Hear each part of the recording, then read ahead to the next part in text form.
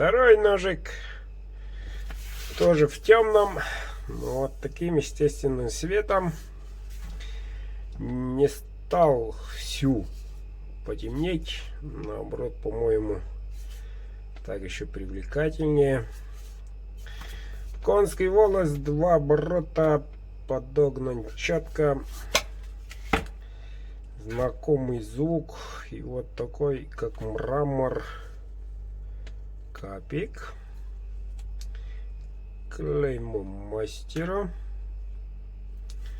Немножко почистим. Вот, совсем другой разговор. Вот такой красавчик. Тоже в темном.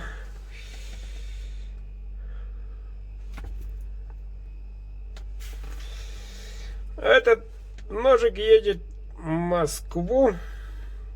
Илье. Поздравляю, Илья. Наконец-то такой шедевр сегодня отправляется вам.